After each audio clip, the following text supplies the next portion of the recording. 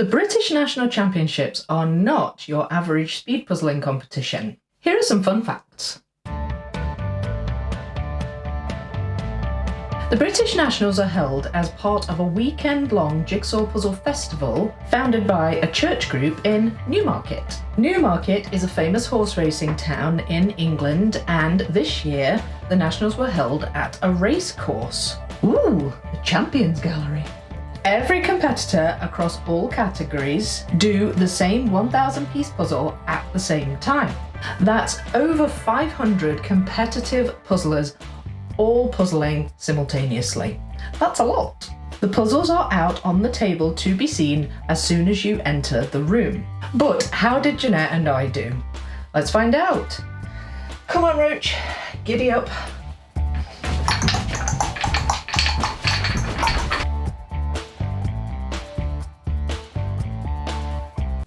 Hi, welcome to Vicky Makes and Builds, and in case you haven't already guessed, this video is about my trip to Newmarket for the British National Speed Puzzling Championships back in June this year. I had a fabulous time with Janette from Janette and Her Puzzles, who I competed with in the pairs category. And it was so great to see her and puzzle with her after almost a year since doing that at Worlds last year. So speed puzzling has gone through a bit of a boom since the World Jigsaw Puzzle Championships started, but the competition in the UK is perhaps just a little different to what you might be used to seeing on a World Jigsaw Puzzle Federation live stream, for example. The competition in Newmarket, which is in the county of Suffolk down in England, this year was on its 11th year. So it's been around since 2013, before Worlds, which started in 2019. Now, you heard a few of the differences there in that daft wee intro, but I thought it would be interesting just to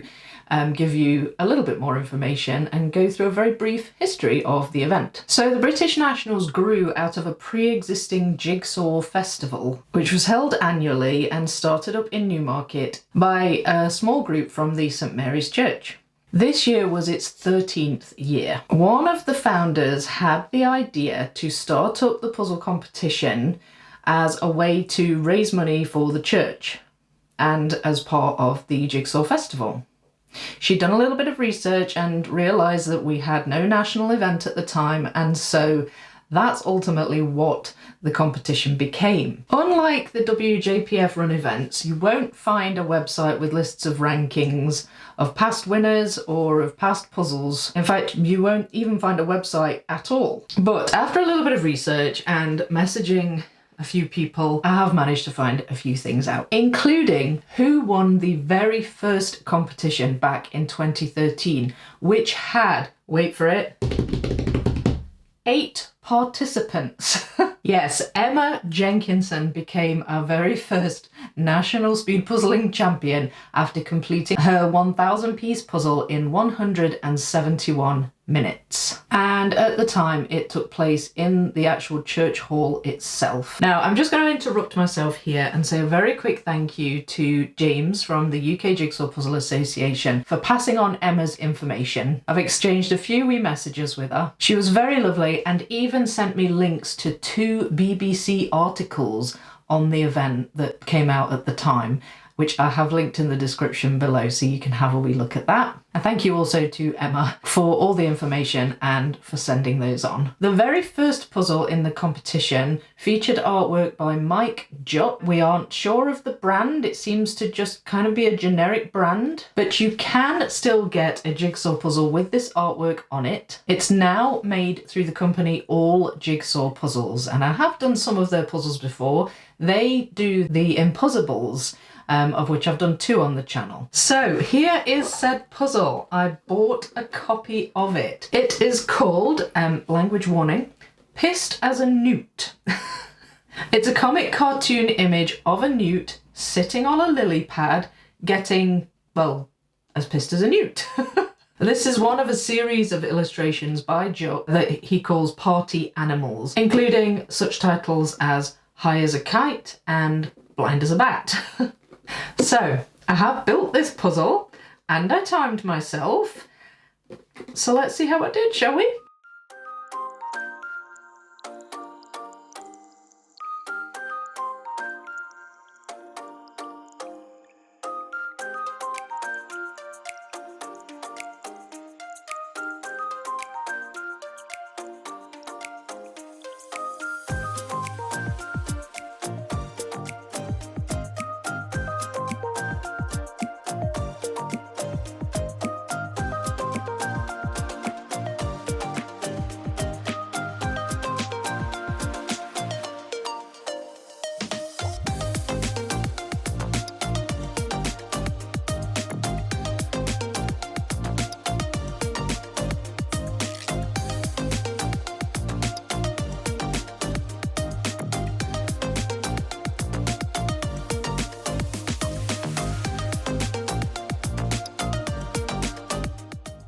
Now, I said I would not do any more 1,000 piece speed puzzling sessions because I find it quite tiring and I just don't feel like I really have the stamina for it. But I broke that pledge for the sake of this video, and I did enjoy the puzzle, but I found it a slog. And I was nowhere near Emma's time, which I thought was fabulous.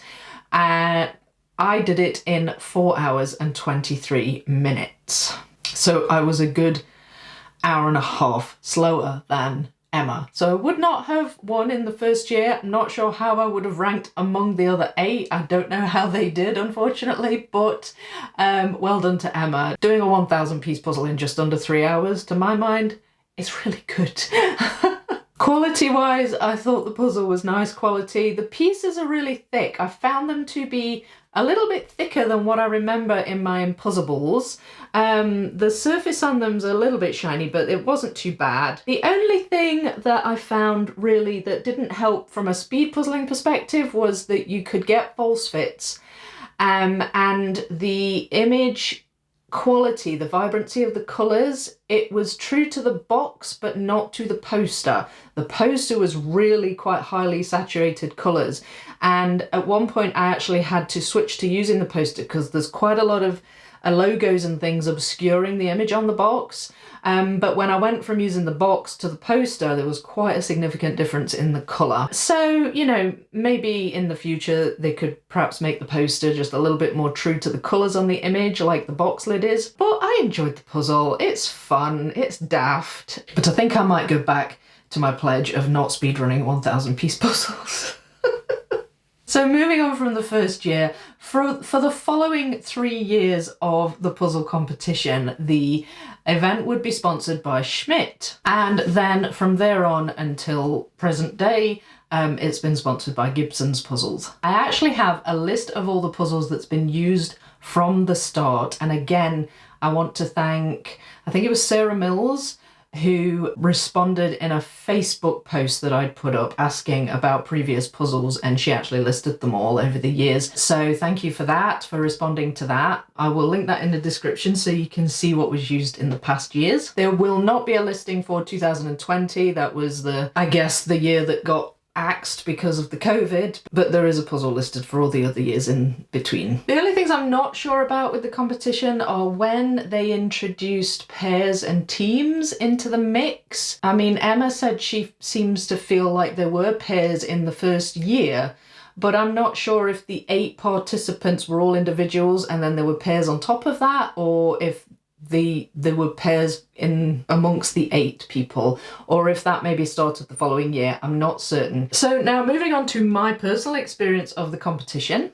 When I first decided to attend the British Nationals, my only experience of an in-person speed puzzling competition was Worlds. I've obviously seen live streams of other events across the world, and I naturally assumed that the British Championships would be of a similar structure. That was my first wrong assumption. The British Nationals is actually made up of 3 categories. Solos they call the elite category, pairs they just call pairs, and the teams category is called the fun category. And you can have a team of 2 up to 4 people. Now this is normal as far as it goes, but what I didn't realise was that you could only enter into one category because all the categories puzzled at the same time and they all worked on the same puzzle. So I couldn't enter as a solo and then do a pairs and then do a teams.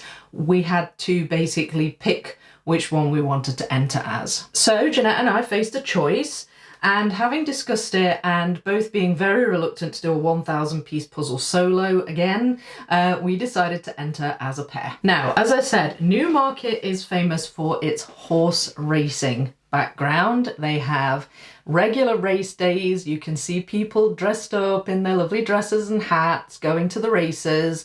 Everywhere you look in Newmarket, there is something horse related. Now, I have heard of bus lanes, but never in my life have I ever heard of or seen a horse lane, and neither have I seen horse traffic lights. This year it was a new venue for the event. It has grown a lot over the years, from the 8 people in 2013 to the over 500 people competing this year. I believe that last year they had it across 2 venues. They had it in the church hall, and then one of the other categories was in a different place entirely. I don't know how that went, but I guess they decided to have everybody in the same building this time around, which I imagine would have been easier to organise. And so the event was held for the first year at an actual horse race course. My hotel was a pretty short walk away from it, and it was a beautiful day, so I turned on my Apple Maps directions and off I went to the race course. It was a lovely walk, but I did get lost, and that wasn't my fault. The Apple Maps sent me to the right place. They just sent me around the back of it, which obviously wasn't the front door, so I had no idea how to get in. But I was constantly in touch, messaging a girl called Mariana, who was also attending the British Championships. Mariana I met last year at World. She's from Portugal, and she travelled to compete in the British Championship. So I was looking forward to seeing her, but I think she also might have got lost on the way. So we were messaging back and forth so she could try and help me find it. Outside, I met up with Mariana. We had a chat and we had a hug. It was lovely to see her. Janette hadn't arrived yet, so we went in to register and find the place where the competition was happening. To say I was blown away by the venue would be an understatement. It was really beautiful. It was called the Rowley Mile Racecourse. Just look at this view, and that was just from the lift. If you think the lift was good, check out this one. Scenery aside though, all of the light flooding in from that floor to ceiling window was totally ideal for puzzling.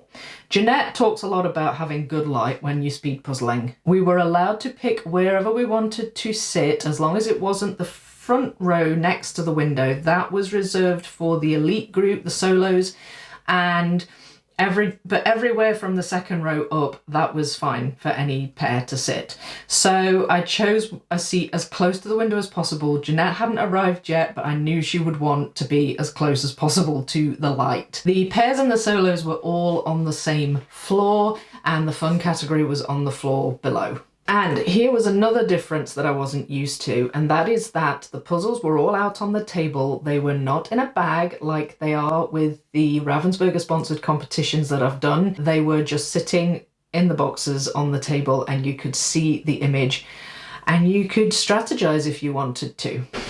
This was the puzzle that we did. It's called Puzzle Festival, which seems pertinent. Now, there is lots going on in this image, lots of patterns, colours and textures. It's a busy image, and I thought it could be tricky to speedrun. Janette arrived soon after that. We had a hug and a wee chat. We were soon joined by more familiar faces from Worlds, including James, who I mentioned earlier on, and his daughter Cassia. They were entering the pairs category, and Nikki and Pete. Here's a picture of us all. And we also met a lovely guy called Gillen, who came to introduce himself to Janette and I. He is a follower of both of our channels, so that was lovely to meet him. Thank you, Gillen, if you're watching this, for coming to say hi to us. Gillen entered the solos category, I think.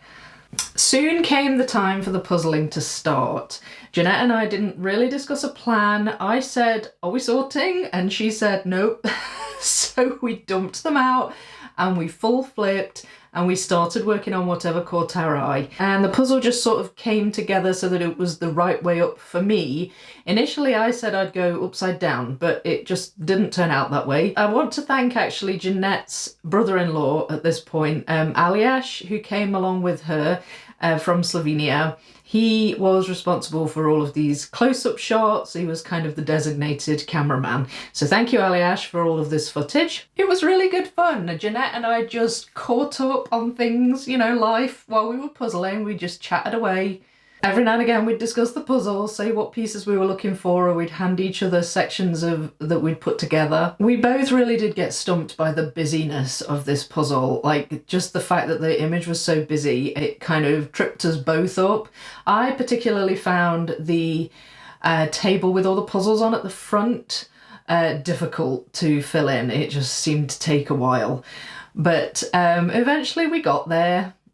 And according to our calculations, we managed it in a time of 2 hours and 5 minutes. Now, here is an area where this competition is quite different from other competitions that I have seen or been at. They don't keep a note of anybody's time beyond the first 3 finishers in each category. And as a result, I honestly don't know where Janette and I placed among the other pairs in the competition. We think we were in the top 10, roughly around 7th place, but we were basing that on how many times people shouted finish before we finished and how many cheers we could hear.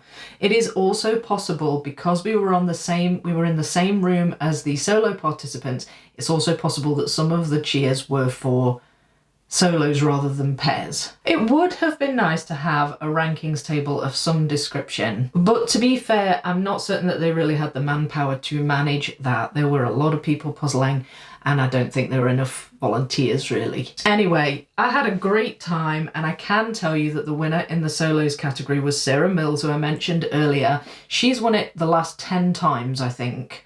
She pretty much dominates the British competition, but she is incredibly fast. She finished the puzzle on her own in 1 hour and 15 minutes, which is just an insane time for a 1,000 piece puzzle. The first place in the pairs category went to Nikki and Pete, who I just mentioned before, and they did it in 1 hour and 5 minutes, which is really great. The second place winners were James and Cassia, who I also just mentioned as well. So well done to them, some amazing times. The teams category was won by the Hale family, and they did it in 1 hour and 22 minutes. So some magnificent times there. You're given 3 hours to finish the puzzle, and if you don't finish it by then, they say that you're allowed to just sit and finish it off as long as you're done by 4 o'clock, so they can tidy up and go home, I guess. We didn't need that, thankfully. And it was me that ended up taking it home. Janette said she was happy for me to take it. I was unable to stick around for the award ceremony, unfortunately, because I did have my kids with me who was starting to get a bit bored at that point. And Janette and I and Mariana also all wanted to go and see the Jigsaw Puzzle Festival, which takes place still at the church that I mentioned. So Aliash, who as well as being cameraman was also designated driver, and he drove us all to the church where we went and saw lots and lots of puzzles all built and on display. I think that the puzzle display changes over the weekend because it goes from like a Friday to a Monday, the festival, and you can buy the puzzles if you wish, and or just have a look at them and see what there is. A lot of was-gidges, I seem to recall. A lot of kind of cartoon puzzles, but that was really, really nice to see. And then before I knew it, it was time to say goodbye to Janette and Mariana. It just flew by. I don't know where the day went, but it flew by. But I had so much fun, and I can't wait to see Janette, Mariana, James, Cassia, Nikki, Pete, everyone again sometime in the future. The rest of the trip was pretty short. We were leaving the next day to come back up to Scotland, the kids and I. So we just spent the rest of that afternoon having a wee wander around Newmarket. I found a toy shop that Mariana had mentioned that had quite a lot of puzzles. They had a lot of Ravensburger puzzles that were actually on sale as well. So it was very tempting to go a bit mad in there. But I managed to pick up a Ravensburger challenge puzzle while I was there. I brought back some other puzzles too that I'd swapped with Janette. Here's some pictures of them. If you want to know more about those and about the puzzles that I actually swapped with Janette, have a wee look at my recent puzzle haul live stream that I did. I show all the puzzles I brought back from England in that, and also the puzzles I brought back from my holiday in America.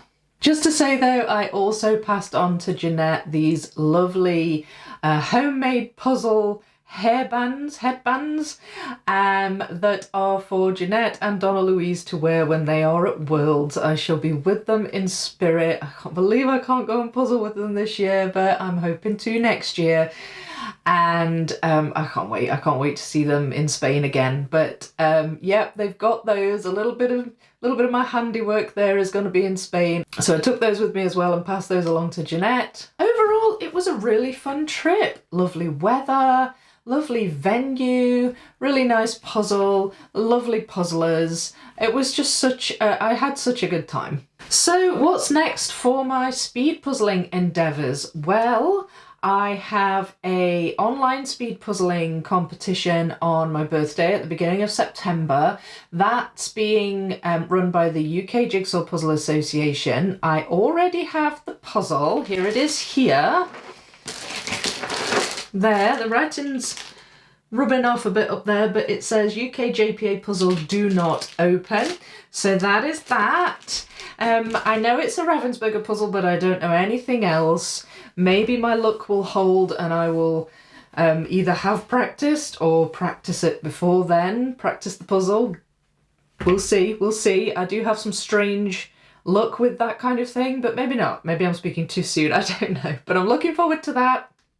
I'll probably also do a couple more Euro Jigsaw jams in the coming months as well. I think they're really fun as well. And maybe, just maybe, coming up, there may also be a British competition that is recognised by the World Jigsaw Puzzle Federation. Watch this space. But that is all from me for just now. Thank you for watching. I really hope you enjoyed that. If you did, please leave a like on the video. Consider subscribing if you haven't already. If you would love to see some extra, even more content from Vicky Makes and Builds, you can consider joining the channel. There is a link for that in the description below. Thank you to all my current members. I really appreciate all of your extra support as well. Be sure to have a wee look at the description. I'm going to leave links to the UKJPA. I would encourage you, if you're interested in doing more speed puzzling in the UK, to have a look at their Facebook group and join, because they keep everybody updated in there and it's a really good group. I'll leave links for that. I'm also going to leave links to the BBC articles that I mentioned earlier as well, and also some Amazon associate links to all of the puzzles that I mentioned in the video. Oh, and just before I go, did anybody spot the wee reference to The Witcher at the beginning? It was a deliberate reference. Did anybody spot it? I'll tell you if you didn't spot it. I understand if you're not a Witcher fan, you probably wouldn't have known, but I named the wee hobby horse that I had at the beginning of the video, I named it Roach. Roach is the name of every horse Geralt of Rivia ever has. So there you go. I couldn't help it. I'm sorry, I'm a Witcher fan, I couldn't help it. But if you did recognise that, well done you. I hope you left a comment so I can see how many Witcher fans out there that watch me. Right now though, I will say happy puzzling. It is goodbye from me, and it is goodbye from Roach. See you next time. Bye.